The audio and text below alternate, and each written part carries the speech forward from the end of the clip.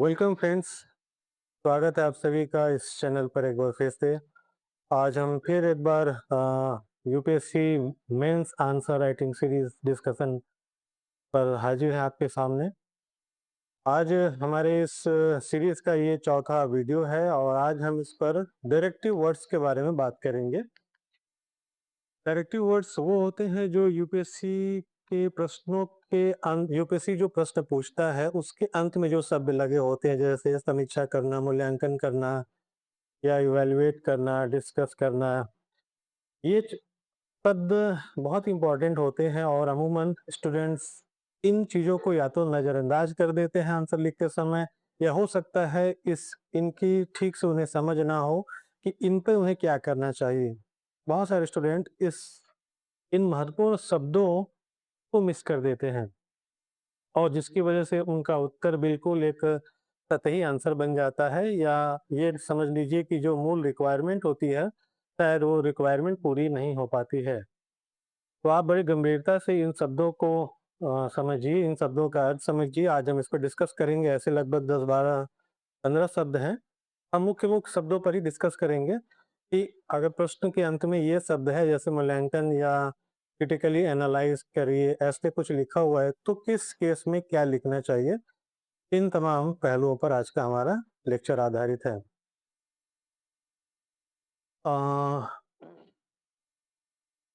Prelims का result तो आ ही चुका है और आप इसका फॉर्म भी भरने की तैयारी कर रहे होंगे। लगभग 13,343 कैंडिडेट्स क्वालिफाई हुए हैं इस बार प्रीलिम्स में, जिन्हें मेंस में मुख्य परीक्षा में लिखने का मौका मिला है। बधाई हो इन सभी विद्यार्थियों को, सारे स्टूडेंटों, सभी कैंडिडेट्स को जिनको ये अवसर मिला है। और इस बार की परीक्षा, प्रारंभिक परीक्षा काफ़ी टफ थी और इसको लेकर काफ़ी सोशल मीडिया पर हो या अन्य प्लेटफॉर्म्स पर हो काफ़ी विवाद भी रहा है प्रश्नों की प्रकृति को लेकर। लेकिन खैर ये चीज़ें चलती रहेंगी।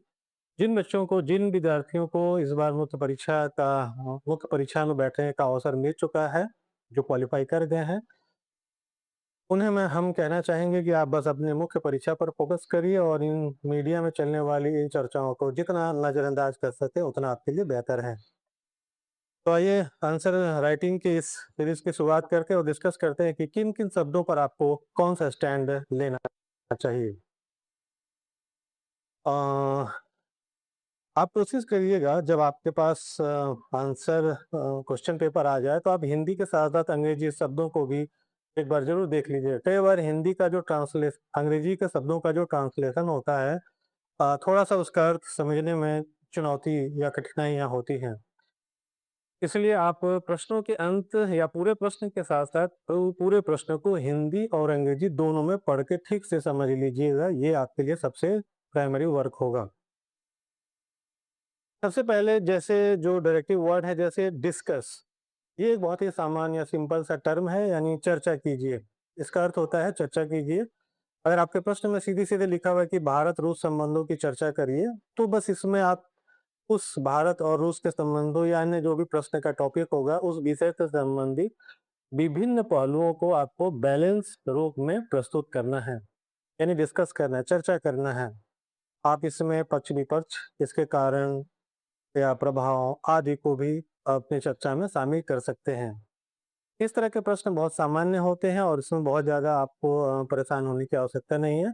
शब्द सीमा का बिल्कुल ध्यान रखिए। 150 शब्द है कि 250 शब्द है या कुछ नया पैटर्न है, तो आप उतने ही शब्दों के अंदर अपनी सारी बातों को सटीकता से लिखिए और उसका प्रेजेंटेशन भी बेहतर बनाने का प्रयास करिए।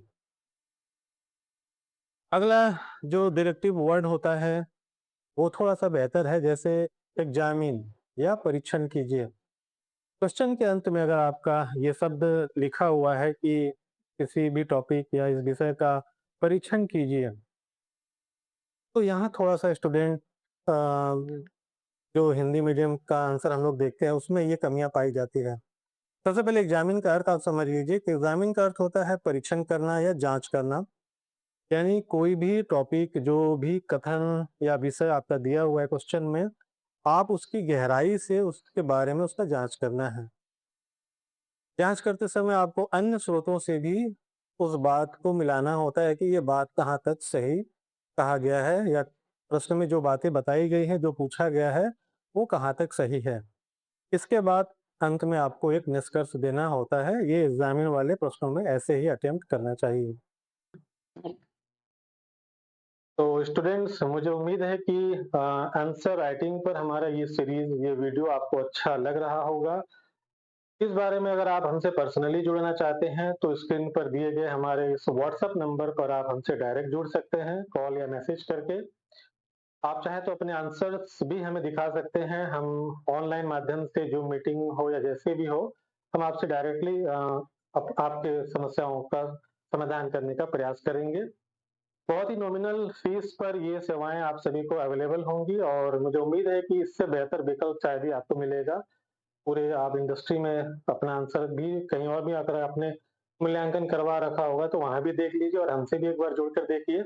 मुझे उम्मीद है कि ये सेवाएं आपको बहुत पसंद आएंगी और स्क्रीन पर दिए गए नंबर पर आप हमें निसंकोच व्हाट्सएप या मेल करने का प्रयास करें, व्हाट्सएप करने का प्रयास करें। ठीक है, तो आइए अब आगे बढ़ते हैं। अगला पॉइंट है,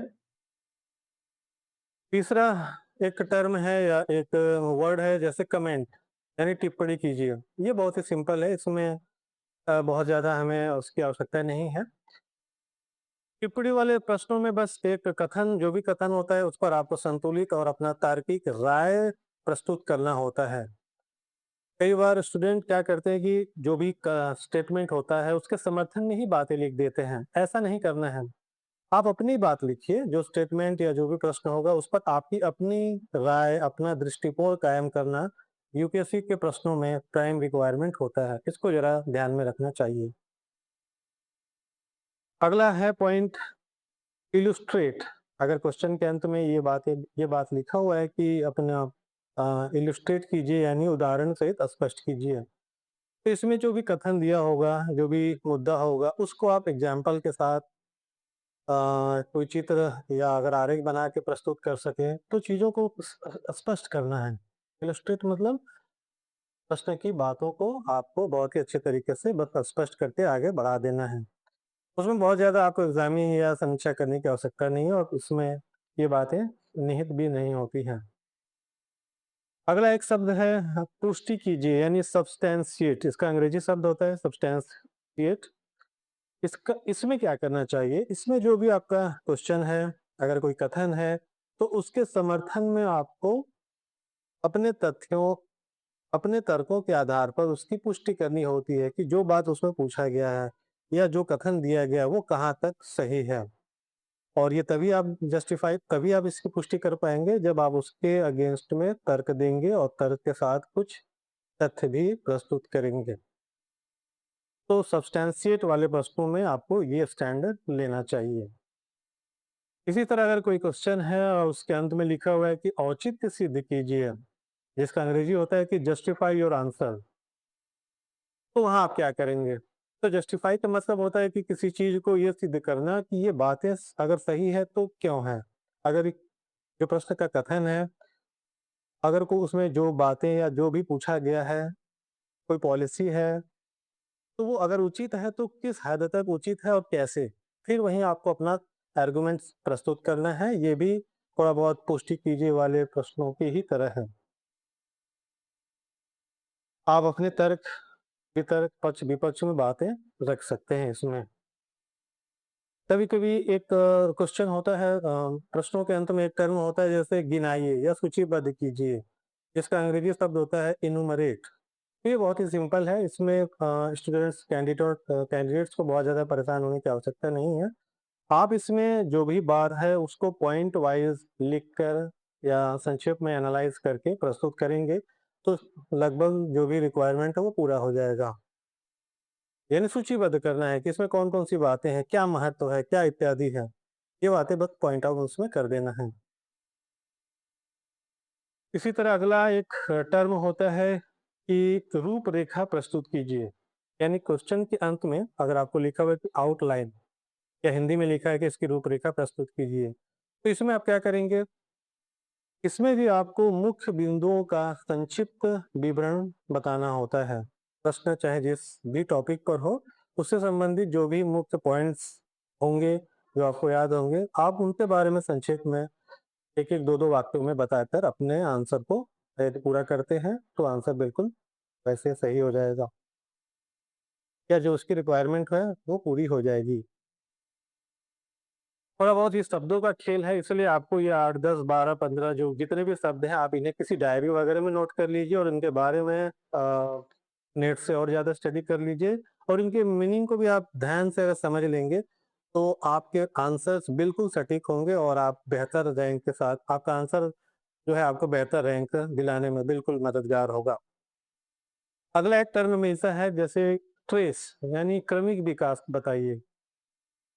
जैसे इसरो के बारे में हो सकता है कोई प्रश्न आ जाए कि इसके विकास के चरणों का चर्चा कीजिए, इसके विकास क्रमों को बताइए।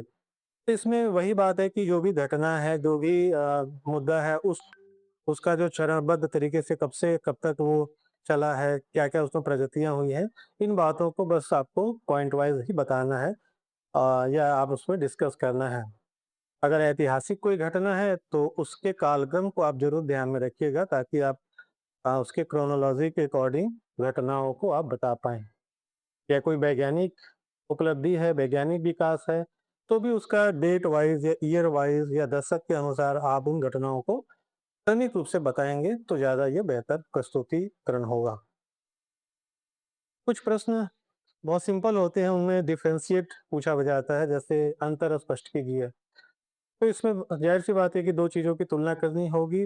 हाँ, इसमें प्रेज़ेंटेशन ज़्यादा मायने रखता है, इम्पोर्टेंट होता है। आप उसका प्रेज़ेंटेशन कैसे करेंगे? कई स्टूडेंट क्या करते हैं कि दोनों में से किसी एक को पहले बता देते हैं, एक पेज में, दूसरे पेज पे दूसरे को बताते हैं। कंटेंट तो सही होता है, पर ये प्रेज़ेंटेशन के मामले में थोड़ा-सा ये पीछे चला जाता है। तुलना करने वाले शब्दों को हमेशा टी फ़ॉर्मेट में लिखकर प्रस्तुत करना ज़्यादा बेहतर होता है। टी फ़ॉर्मेट मतलब आपको स्क्रीन पे दिखाया जाएगा। आप टी फॉर्मेट में बना के और लेफ्ट और राइट में अपने दोनों पॉइंट को लिखिए और उनके बारे में क्या-क्या उनमें समानताएँ हैं, क्या-क्या असमानताएँ हैं, इन बातों को आप डिफरेंशिएट कर सकते हैं। टेबल बना के इस तरह के आंसर को प्रेज़ेंट करना ज़्यादा बेहतर होता है। इसी तरह अगला एक शब्द होता है और ये बहुत ही इम्पोर्टेंट है, विश्लेषण कीजिए या एनालाइज़। विश्लेषण में क्या करना होता है, बहुत सारे स्टूडेंट इस बात को समझते भी हैं और कुछ स्टूडेंट जो शायद फ्रेशर होंगे या जिन्होंने आंसर राइटिंग पे बहुत कम ही काम किया होगा, वो यहाँ पे थोड़ा-सा डाइवर्ट हो जाते हैं। विश्लेषण वाले प्रश्नों में विषय को विभिन्न भागों में विभाजित करके, डिवाइड करके आपको उसके प्रभाव या उसके संबंधों को क्लियरली बताना होता है। एक-एक बातों को बहुत क्लियरली ओपन करके अपने आंसर को प्रेज़ेंट करना पड़ता है। अगला टर्म मिलता है आलोचनात्मक विश्लेषण कीजिए। अब आगे जो 2-3 पॉइंट पे हम डिस्कस करेंगे वो थोड़े कठिन होते हैं और यही अमूमन मैक्सिमम स्टूडेंट्स चूक जाते हैं रिक्वायरमेंट को पूरा करने में।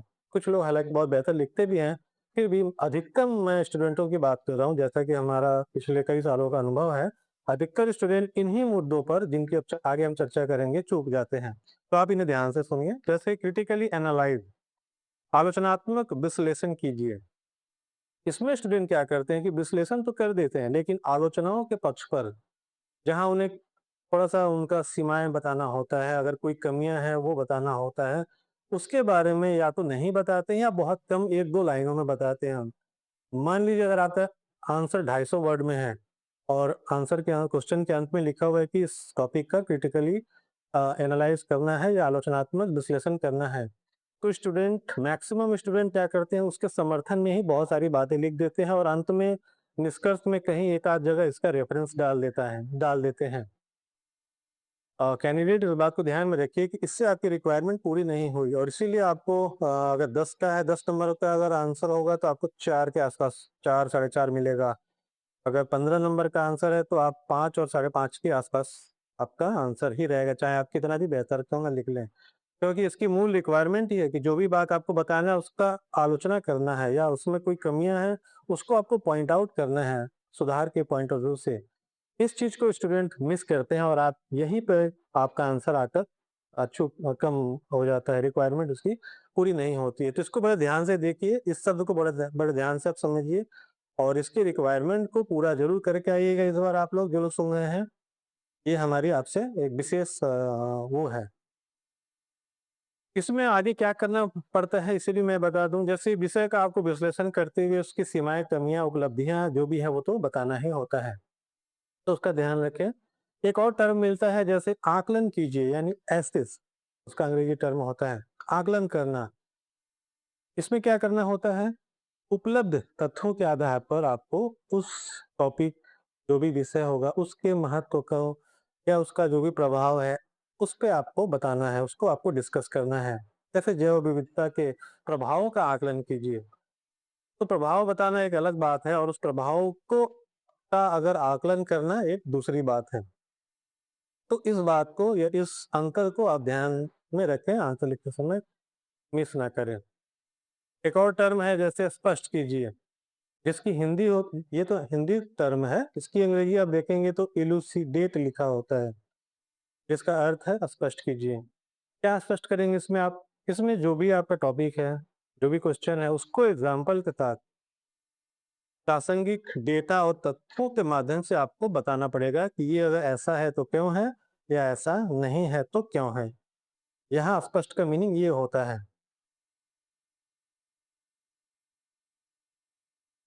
इसी तरह दो तीन और शब्द हैं जिनको थोड़ा सा और मैं डिटेल में बताऊंगा, क्योंकि यही शब्द बार बार एग्जाम में रिपीट होते हैं और यहीं पर स्टूडेंट चूक जाते हैं। पहला टर्म वही था जिसको हमने बताया था कि क्रिटिकली एग्जामिन वाले में क्या करना चाहिए, सॉरी वो क्रिटिकली एनालाइज पर हमने डिस्कस किया था, ये क्रिटिकली एग्जामिन पॉइंट है। बहुत सारे प्रश्न ऐसे होते हैं, गवर्नमेंट के पॉलिसीज हो या कोई इंटरनेशनल रिलेशंस हो या किसी डिबेटेबल इश्यूज पे, अक्सर इस तरह का चीज, ये जो टर्म है क्वेश्चन के अंत में लगाया जाता है। यानी कला का आलोचनात्मक परीक्षण कीजिए, critically examine the dash dash dash, ऐसे करके आपको ये प्रश्न मिल जाएगा। इसमें जो भी आपका विषय है, जो भी टॉपिक है, जो भी पॉलिसीज है, उसको बहुत गहराई से बताना होता है और उसका मूल्यांकन करना होता है।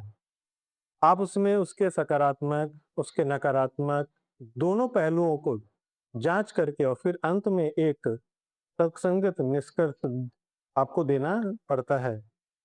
कई बार स्टूडेंट सारी बातें तो करते हैं लेकिन फाइनली कोई कंक्लूजन नहीं दे पाते हैं, तो बिना निष्कर्ष के क्रिटिकली एग्जामिन वाले प्रश्नों की मांग अधूरी रह जाती है। इस बात को आप बहुत ध्यान से समझ लीजिए। इसमें आपको अपना एक जजमेंट, एक ओपिनियन देना बहुत जरूरी होता है। ओपिनियन कैसे देंगे, किस बारे में, यानी निष्कर्ष कैसे लिखेंगे, इस बारे में हमारा अगला वीडियो भी आने वाला है। तो क्रिटिकली एग्जामिन में आपको यही स्टैंड लेना होता है। अगर उसके मेरिट्स, डिमेरिट्स पे आप बात कर सकें तो बहुत अच्छी बात है।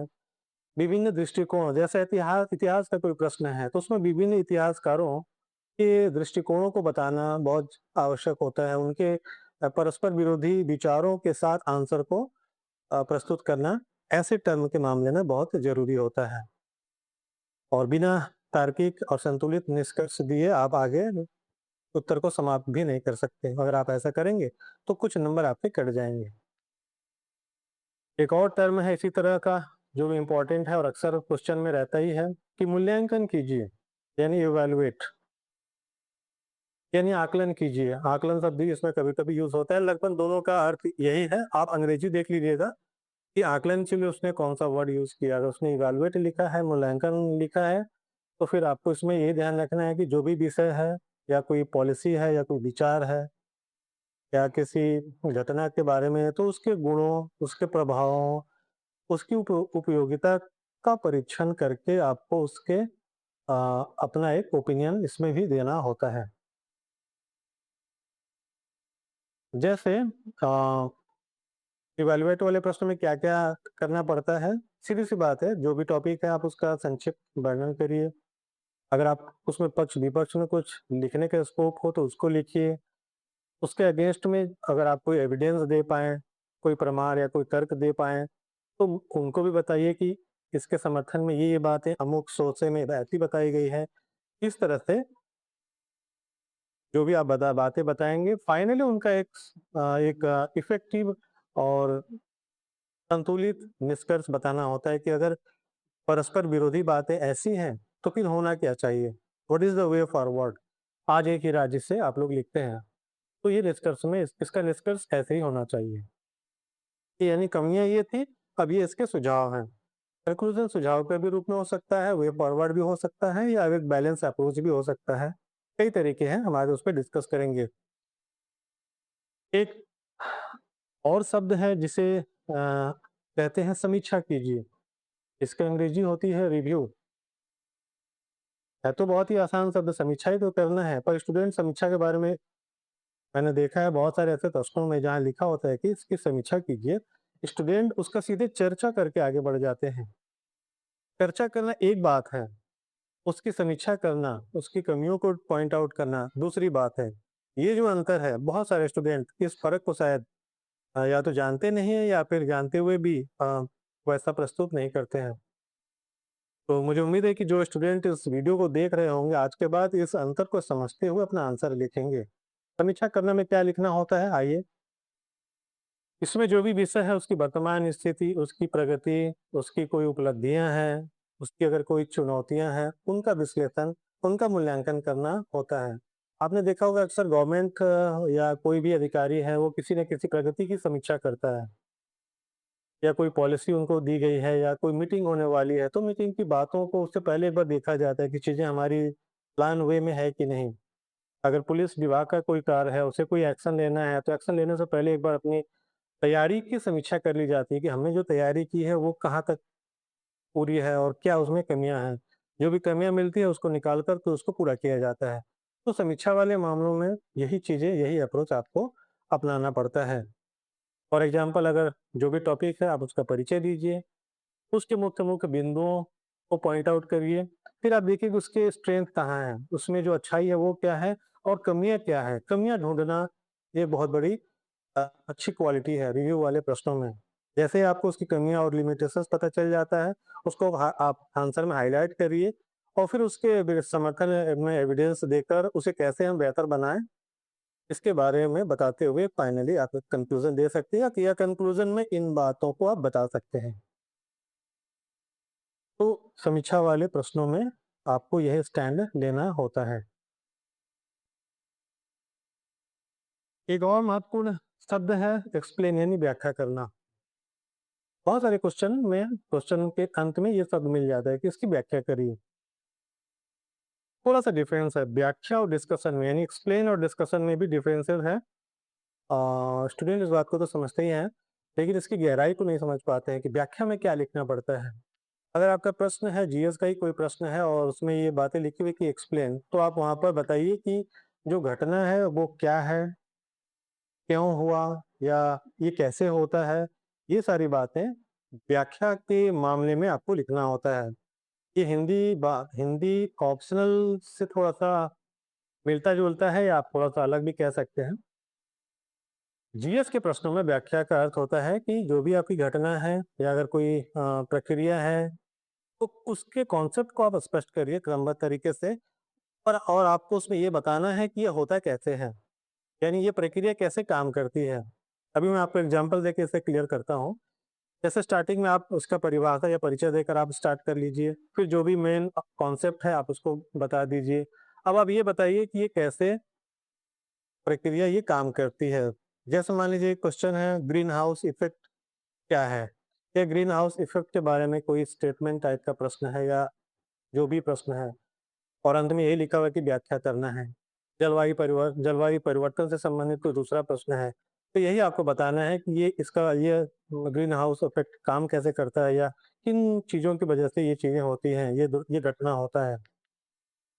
इसमें ये ध्यान में रखना है कि एक्सप्लेन वाले प्रश्नों में आपको क्या नहीं करना है, ये ध्यान में रख लीजिए, वरना कई बार ऐसे स्टूडेंट गलतियां कर लेते हैं। इसमें आपको कोई क्रिटिसाइज नहीं करना है, यानी चीज़ों की आलोचना नहीं करनी है। अगर प्रश्न जलवायु परिवर्तन या ग्रीन हाउस से नहीं है, किसी अन्य प्रक्रिया में है, तब भी आप वहाँ पे आपको कोई आलोचना या उसका मूल्यांकन नहीं करना होता है, बस प्रक्रिया को समझाने का प्रयास करना चाहिए। इसमें आप चाहें तो कोई कंक्लूजन ना भी दे तो भी चलेगा, सिंपल एक लाइन में आप फिनिशिंग वर्ड लिखकर आप अपनी बातों को समाप्त कर सकते हैं। तो कैंडिडेट्स, मुझे उम्मीद है कि ये सारे टॉपिक आपको अच्छे लगे लगे होंगे और यूपीएससी के सारे प्रश्न इन्हीं जो डायरेक्टिव वर्ड्स हैं इन्हीं के इर्द गिर्द घूमते हैं। इन्हें बहुत गंभीरता से आप लीजिए और इनको ध्यान में रखते हुए पढ़कर समझकर ही अपना आंसर अभ्यास कर लीजिए। अभी आपके पास लगभग समय है, मेंस का परीक्षा, मुख्य परीक्षा 21 अगस्त से होने वाला है। तब तक आपके पास लंबा समय है। जिन स्टूडेंटों की तैयारी अच्छी है वो और अच्छी पकड़ बना लें, और जो फर्स्ट टाइम मेंस देने जा रहे हैं या जिन स्टूडेंटों ने इन पर काम नहीं किया है, उनके लिए हमारा ये वीडियो बहुत ही उपयोगी होगा। Thank you for watching. Like और शेयर करते रहिए। धन्यवाद।